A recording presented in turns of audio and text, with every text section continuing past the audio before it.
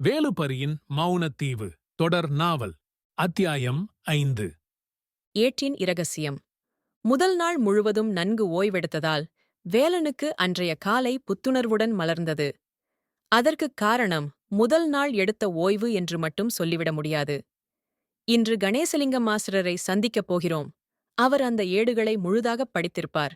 அது பற்றிய எல்லா விடயங்களையும் இன்றைக்கே அறிந்து கொள்ளலாம் என்ற ஆர்வமும்தான். வேலன் கண்விழித்து அரை நிமிடம் கூட ஆகவில்லை. அதற்குள் ஒலித்த மொபைல் போனின் திரையை விட ஜன்னலின் வழியே சொல்லாமல் அறைக்குள் புகுந்த சூரியனின் ஒளிக்கீற்றுகள் பிரகாசமாயிருந்தது. யாரிடமிருந்து அழைப்பு வருகிறது என்பதை திரையில் காண முடியாத வண்ணம் கண்களைக் குத்தியது அந்த காலை வெளிச்சம். வெளிக்கிட்டு விட்டாயா என்றான் பாரி. ஒன்றும் அறியாதவன் போல். எங்க என்றான் வேலன். சும்மா விளையாட்டு விட்டுக் கொண்டிருக்காதே. நான் உன்ற வீட்டத்தான் வந்து கொண்டிருக்கிறேன். காலையிலே போனால்தான் மாஸ்டரை பிடிக்கலாம். பிறகு மனுஷன் சங்கம் சாத்திரம் என்று எங்கேயாவது வெளிக்கிட்டிடுவார் என்று கூறும்போதே மொபைல் போனில் பாரியின் வண்டி புறப்படும் சத்தம் கேட்டது. அவன் வரும்போது வாசற்படியில் நிற்காவிட்டால் அலார்ம் அடிப்பது போல் விடாமல் கத்திக்கொண்டே நிற்பான். சற்று நேரம் பிந்தினாலும் சலித்துக் கொள்ளும் பாரியின் முகத்தை பார்ப்பதற்கு வேலனுக்குச் சகிக்காது. வேலன் அவசரமாக பல் தேய்த்துக் குளித்து சட்டையை மாட்டிக்கொள்ளவும் பாரி வாசலுக்கு வரவும் சரியாக இருந்தது. அலைபேசியை எடுத்து சட்டைப்பைக்குள் சொருகிக் கொண்ட வேலன் தனது காலணிகளை மாட்டிக்கொண்டு படியிறங்கியபோது, புட்டு அவிச்சிருக்கிறேன், சாப்பிட்டுட்டு எங்கேண்டாலும் போங்கோ என்று அம்மா சமையலறைக்குள் இருந்து சத்தமிட்டார். இதற்காகவேதான் வந்ததைப் போல சட்டென்று வண்டியிலிருந்து இறங்கி வேகமாக வீட்டிற்குள் நுழைந்தான் பாரி. என்னை வெளியே வரச் சொல்லிட்டு நீ எங்கேயடா உள்ள போற என்று அவனை பின்தொடர்ந்து மறுபடியும் வீட்டிற்குள் சென்றான் வேலன். சாப்பிடும்போது கூட பேசாமல் இருக்க பிடிக்காத பாரி, ஏனம்மா வேலனுக்கு தம்பிக்கு அப்பாவுக்கெல்லாம் பிள்ளை என்று பெயர் முடியுது? நாளைக்கு வேலனுக்குப் பிறக்கும் மகனுக்கும் பிள்ளை என்று முடிகிற பெயரைத்தான் வைக்க வேணுமோ என்று கேட்டான். இந்தக் கேள்வி சற்று பரிகாசத் தொனியில் கேட்கப்பட்டிருந்தாலும் அதில் மறைந்திருந்த காரணம் வேறு. வேலனின் அம்மா சற்று நகைத்த வண்ணமே, அப்படித்தான் வைக்க வேணும். எனக்கும் இதுல பெருசா உடன்பாடில்ல. ஆனால் வேலன்ற அப்பாவின் பரம்பரையில பிறக்கிற எல்லா ஆம்பள பிள்ளைகளுக்கும் பிள்ளை என்று முடிகிற மாதிரித்தான் பெயர் வைப்பாங்கள். வேலன்ற பூட்டிய உனக்கு ஞாபகம் இருக்கோ? அவதான் இந்த கதையெல்லாம் சொல்லுவா. இலுப்பையடி முருகன் கோவில் என்று ஒரு கோவில் இருந்ததாயும், இவங்கட அப்பாவின் பரம்பரைதான் பல நூற்றாண்டுகளாய் அங்க கணக்கு பிள்ளையாக வேலை செய்ததாயும், அதை அடையாளப்படுத்துறதுக்குத்தான் அவங்கட பரம்பரையில பிறக்கிற ஆண் பிள்ளைகளுக்கு பிள்ளை என்று முடிகிற பெயர்களை வைக்கிறது வழக்கத்தில் இருக்கிறதாயும் அவ சொல்லுவா. பூட்டி காலத்திலேயே அந்த கோவில் இல்லாமப் போய் அந்த இடத்துல சங்கானைச் சந்தை வந்திட்டுதென்றாலும் அந்த பாரம்பரியம் தொடர்ந்து கொண்டேதான் இருக்குது என்று பேரின் வரலாற்றுக் கதையை கூறினார் அம்மா. அப்ப கேசவ பிள்ளையும் கணக்கு பிள்ளைதானா என்று ஆர்வக்கோளாறில் பெரிய சத்தமாய் உளறிவிட்டான் பாரி. இதை பெரிதுபடுத்தாதது போன்று எழுந்து கைகளைக் கழுவிய வேலன், நீ விட்டா இண்டைக்கு முழுக்கச் சாப்பிடுவாய், கெதியண்டு வா என்று ஆர்வமாகச் சாப்பிட்டுக் கொண்டிருந்த பாரியை பாதியிலேயே வற்புறுத்தி அங்கிருந்து அழைத்துச் சென்றான். ஒரு மாதிரி என்ன காப்பாத்திட்டாய் என்று பாரி கூற, உளறுவாய் என்று பின்னாலிருந்து பாரியின் தலைக்கவசத்தில் தட்டினான் வேலன். வழமைக்கு மாறாக பாரியின் பழைய வண்டி இன்று சற்று வேகமாய் ஓடியது. கணேசலிங்கம் மாஸ்டர் வைரவருக்கு பூசை செய்யும் முன்னரே அவரது வீட்டை அடைந்தனர் நண்பர்கள். வேளைக்கே வந்திட்டீங்களே, உள்ள இருங்கோ, வைரவருக்கு பூசை செய்திட்டு வாரன் என்றபடி ஒரு கையில் பூத்தட்டையும் மறுகையில் சிறுமணியையும் கொண்டு வைரவ கோவிலை நோக்கி ஆசுவாசமாக நடந்தார் கணேசலிங்கம் மாஸ்டர். இவர்களை வரவேற்ற விதத்திலேயே ஏடுகளை முழுதாகப் படித்துவிட்டார் என்பது நன்றாகப் புரிந்தது. வயதுக்கே உரிய ஆத்ம ஞானமும் அமைதியும் அவர் செயலிலும் பேச்சிலும் தெரிந்து கொண்டே இருக்கும். வீட்டின் உள்ளே சென்று நாற்காலிகளில் அமர்ந்து கொண்ட வேலனும் பாரியும் மாஸ்டர் ஏடுகளிலிருந்து குறிப்பெடுத்த புத்தகத்தை பக்கத்தில் எங்கேயாவதுதான் வைத்திருப்பார் என்று நோட்டமிட்டபடி வாசலை திரும்பித் திரும்பி பார்த்துக் கொண்டிருந்தனர். சற்று நேரத்திலேயே கணேசலிங்கம் மாஸ்டரும் வந்துவிட்டார். வினோதனும் வந்து கதவோரத்தில் நின்று கொண்டான். ஏடுகள் மிகப் பழைமையானவை, ஒரு மாதிரி வாசிச்சு கரை கண்டாச்சு என்று சொல்லிக்கொண்டே வீட்டினுள் நுழைந்த கணேசலிங்க மாஸ்டர் தனது நாற்காலியை இருப்பதற்கு வசதியாகச் சரி செய்து கொண்டு, ஓம் நம சிவாயா என்றபடி ஏடுகளை எடுத்தார். கூடவே ஒரு குறிப்புப் புத்தகத்தையும் எடுத்து அருகில் வைத்து அதன் பக்கங்களைத் திருப்பினார். கணேசலிங்கம் மாஸ்டர் சகஜமாகப் பேசுவதற்கும் ஒரு வரலாற்று ஆசிரியராக அல்லது சோதிடராகப் பேசுவதற்கும் நிறைய வித்தியாசங்கள் இருந்தன. ஏடுகளை வாசிக்கும்போது அவர் தான் செய்யும் வேலை மீது கொண்டுள்ள பக்தி நன்றாகப் புலப்பட்டது. இந்த ஏடுகளை எழுதியவர் கேசவ பிள்ளை. பிற்காலத்தில் மறுபிரதி செய்து தொகுத்தவர் கதிரவேற் பிள்ளை.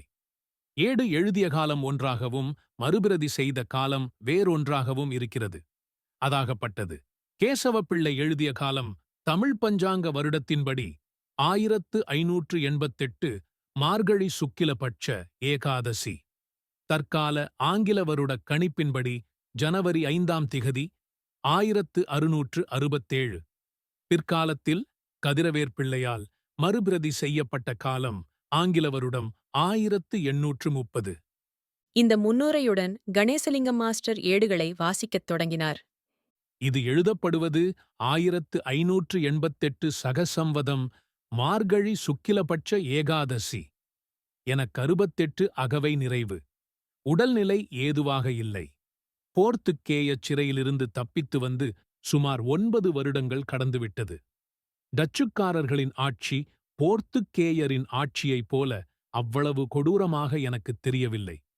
ஏனென்றால் நான் நடந்தேறி வந்த பாதையும் கடந்து வந்த துயரச் சம்பவங்களும் சொல்லி அடங்காது. போர்த்துக்கேயர் யாழ்ப்பாணத்தை ஆண்டு கொண்டிருந்த போதுதான் நான் பிறந்தேன்.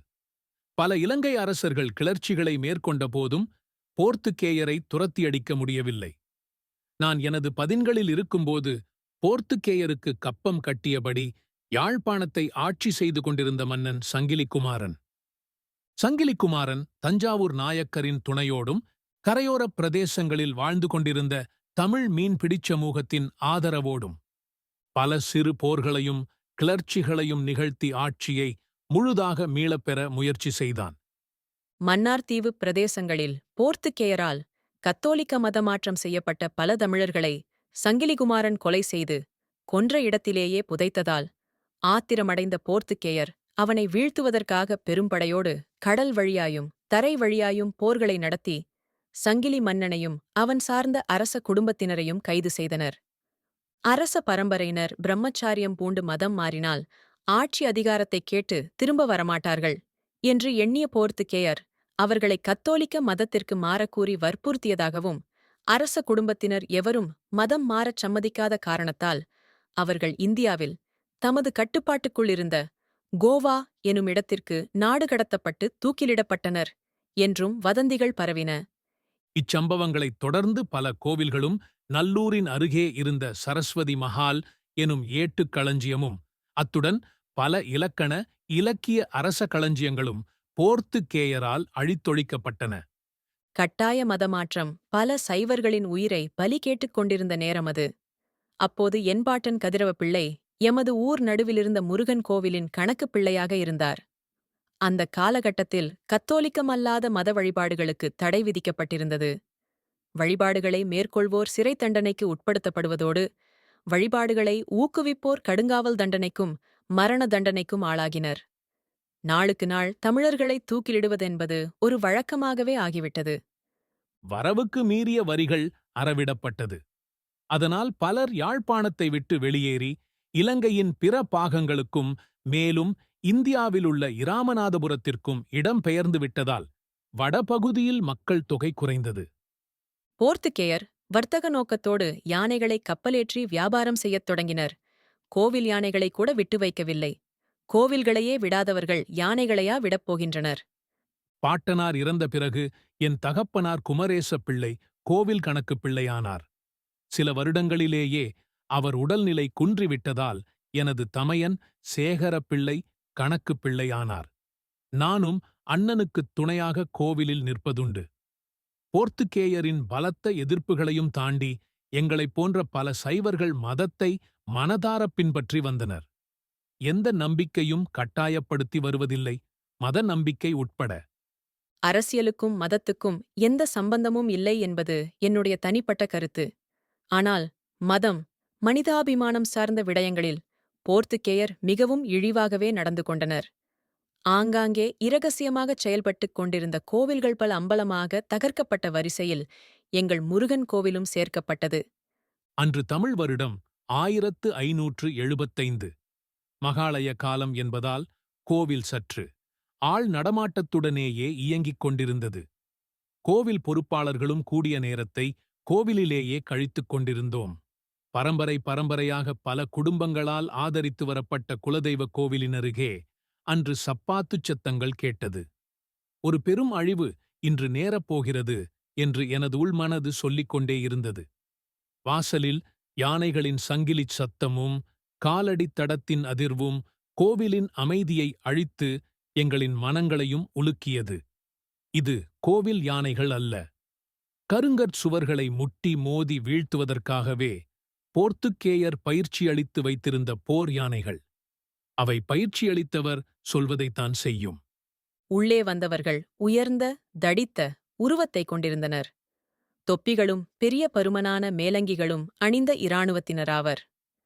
நான் என் அண்ணன் உட்பட 16 வரை தங்கள் கைத்தடிகளால் அடித்து கயிற்றினால் கட்டி இழுத்து வந்து கோவிலின் முன் மண்டியிடச் செய்துவிட்டுத் தொடர்ந்து யானைகளை முன்னோக்கி நகர்த்தினர். அங்குசங்களை வைத்து அவற்றை துன்புறுத்தி கோபப்படுத்தினர். மிகுந்த வேதனையின் உச்சத்திலேயே ஆத்திரமும் கோபமும் தூண்டப்படும். கோபமுற்ற அந்த யானைகள் முன்னோக்கி ஓடிச் சென்று கருங்கற்சுவரில் முட்டி மோதிக்கொண்டன. ஆண்டாண்டுகளாய் நின்றிருந்த கோவில் சுவர் பெரும் ஆர்ப்பரிப்புடன் வீழ்ந்தது. பெரிய இரும்பு ஆயுதங்களால் உருவச் சிலைகள் உடைக்கப்பட்டன. கருங்கற்களை ஒரு வண்டியில் ஏற்றி அதை யானைகளுடன் பிணைத்தனர்.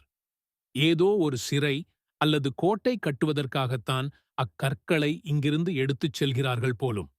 அத்துடன் அவர்கள் வந்த வேலை முடிந்தது என்றுதான் நாம் நினைத்துக் கொண்டிருந்தோம். முடியவில்லை.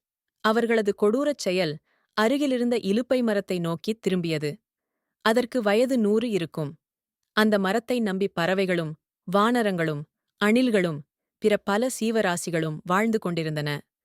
கிளைகளை பரப்பி வேரூன்றி தழைத்திருந்த மரத்தை நோக்கி தீபமேற்ற வைத்திருந்த எண்ணெய் பீப்பாயை இழுத்து வந்தனர். பச்சை மரமும் பற்றுமென்று எனக்கு அன்றுதான் தெரியும். தகித்தது. தல விருட்சமும் அதன் மீது குடிகொண்டிருந்த பறவைகளின் கூடுகளும் அதிலிருந்த குஞ்சுகளும் சுற்றி நின்று வேடிக்கை பார்த்த மனித பதர்களின் மனங்களும். கோவில்கள் நிர்மாணிக்கப்படுபவை. செல்வ வளம் செழிக்கும்போது இதைவிடவும் ஒரு பெரிய கோவிலை 2 திங்களில் கூட நிர்மாணித்து முடித்துவிட முடியும். ஆனால் விருட்சங்கள் அப்படியா? எத்தனை பெரிய செல்வந்தராலும் எத்தனை தேசங்களை ஆண்ட மன்னாதி மன்னராலும் ஒரு நாளில் சிறு விதையை பெருவிருட்சமாக்க முடியாது. கோவிலை உடைக்கும் தருணத்திற்கூட மீளக் கட்டிவிடுவோம் என்ற வைராக்கியம் நெஞ்சில் நிறைந்திருந்தது. ஆனால் இது சரிசெய்ய முடியாத தோல்வி. ஒரு மனிதனாய் தோற்றுவிட்டேன். மண்டியிட்டிருந்த எங்களை எழுந்து நிற்கச் சொல்லி கைகளையும் கால்களையும் ஒருவரோடு ஒருவர் இடித்துத் தள்ளி நடக்கும் வண்ணமாக கயிற்றால் பிணைத்து அந்தச் செம்மண் வீதியில் இழுத்துச் சென்றனர். கால் பிறண்டு ஒருவன் விழும்போதெல்லாம் கயிற்றுப் பிணைப்புடன் அனைவரும் விழுந்தோம். வயல் உழும் மாடுகளைக் கூட நாங்கள் அவ்வாறு நடத்தியதில்லை. வீதியோரத்தில் இருபுறமும் நின்றிருந்த மக்கள் கூட்டம் நடுவே இழுத்துச் செல்லப்பட்ட எங்களை வெறித்த கண்களால் பார்த்துச் செயலற்று நின்றது. எண்ணிக்கையில் ஓநாய்கள் குறைவாக இருந்தாலும் ஆடுகளுக்கு என்னவோ அவற்றைக் கண்டு பயம்தான். அந்நியருக்கு அடிபணியாதவர்களைக் காட்டிக் கொடுக்கும் ஆடுகளும் அந்த கூட்டத்தில் இருக்கவே செய்தன. எனது வீட்டுக்குச் செல்லும் தெருமுனை வந்தது. மனையாளையும் 6 பிள்ளைகளில் 3 கண்டபோது அதுதான் கடைசி முறை என்று எண்ணிக்கொண்டேன்.